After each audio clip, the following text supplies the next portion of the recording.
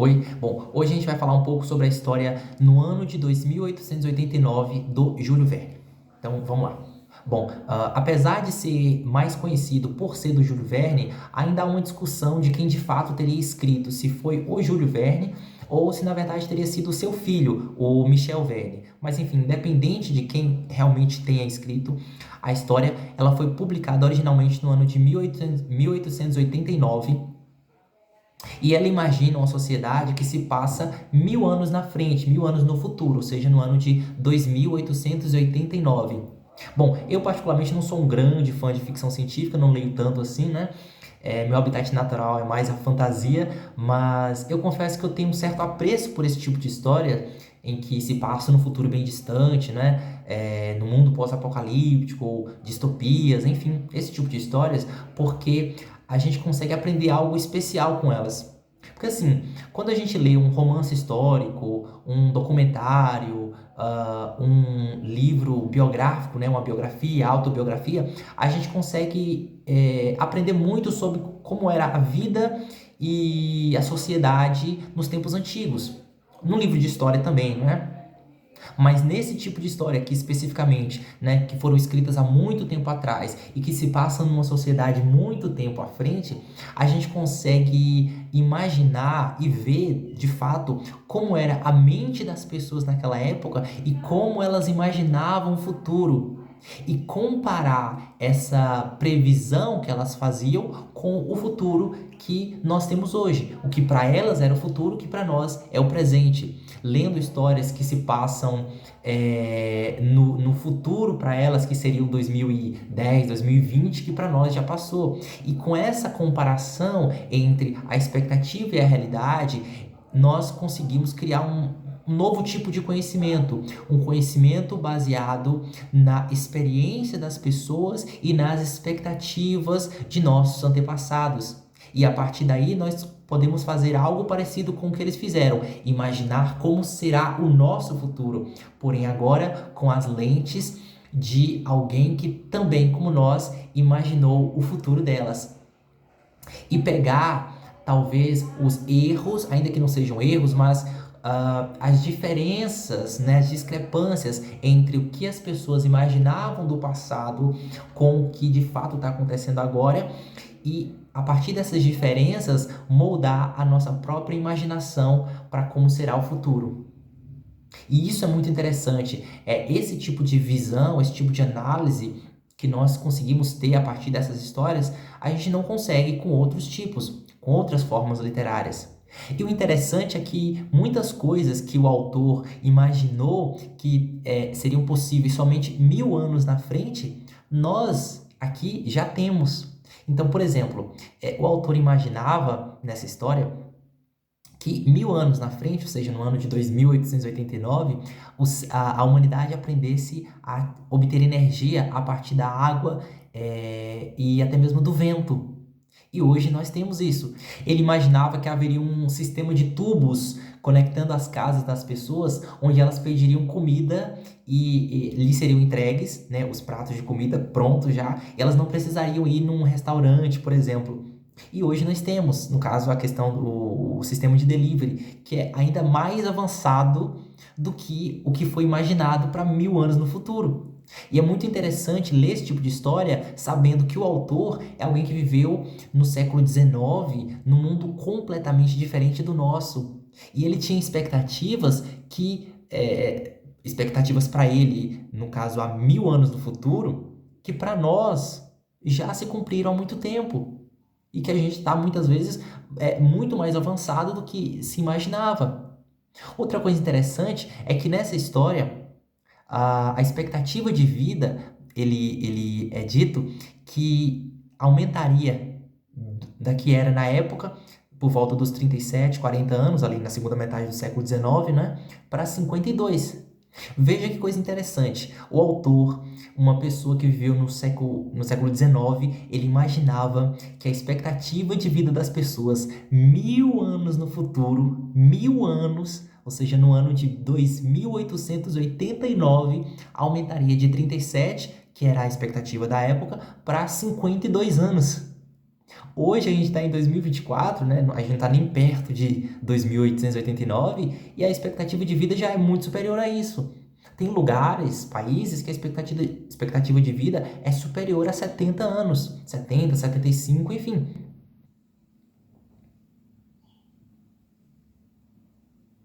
E essa diferença entre a expectativa de alguém que viveu muito tempo atrás sobre como seria o futuro e como esse futuro já se cumpriu, porém de forma diferente da que foi imaginado, de como era a expectativa, essa diferença, essa discrepância entre a expectativa e a realidade é muito interessante e pode ser proveitosa para nós produzirmos um tipo de conhecimento olhando para o nosso futuro. Bom, a história em si é bem simples e ela não foca tanto no personagem, mas ela é protagonizada por um cara chamado Napoleão Smith. Ele trabalha num jornal do futuro, enfim, e ele seria um descendente do George Washington Smith, né? O George Washington, o presidente dos Estados Unidos. E é muito interessante como.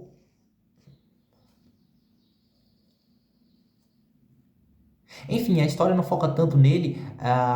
Esse conto é mais sobre as expectativas do autor sobre como seria o futuro, sobre as inovações, as diferenças, o que seria descoberto, o que mudaria em relação ao ano de 1889, né? Então, por exemplo, para o autor, no ano de 2889, as propagandas seriam feitas nas nuvens e os anúncios, né, seriam projetados nas nuvens através de grandes projetores. Tanto que um dia de sol seria considerado um dia ruim porque não poderia ter tantas propagandas, mas um dia nublado seria bom justamente porque poderia encher o céu de anúncios e propagandas desse jornal e de outras coisas. O autor imagina também que no futuro haveria telefones que conectariam todas as pessoas do mundo e as pessoas poderiam ver o rosto das pessoas com quem elas estavam na ligação. Muito parecido com o que nós temos hoje. Só que o interessante é que todos os telefones ainda seriam conectados por fios. Ou seja, as pessoas daquela época imaginavam algo parecido com o que temos hoje no futuro, né? Ou seja, a mobilidade de poder conectar com qualquer pessoa, de conversar com qualquer pessoa do mundo, porém, eles ainda não tinham como imaginar a ideia de nós podermos conversar com alguém sem precisar de um fio conectando nossos aparelhos. A ideia de sinais transmitidos por Wi-Fi, sinais de televisão, sinal de internet, era algo completamente impensável. Enfim, o vídeo era esse, né? Um vídeo um pouco mais curto, até porque a história é mais curta, o autor não foca tanto no personagem em si, contar sobre ele, mas sim nas descobertas, nas invenções e nas diferenças entre como era ali no século XIX e como seria nesse futuro de 2889, como seriam as coisas e como viveriam as pessoas, né? Enfim, esse tipo de história é interessante porque nos dá uma nova perspectiva da vida e da sociedade, do futuro, do passado, né?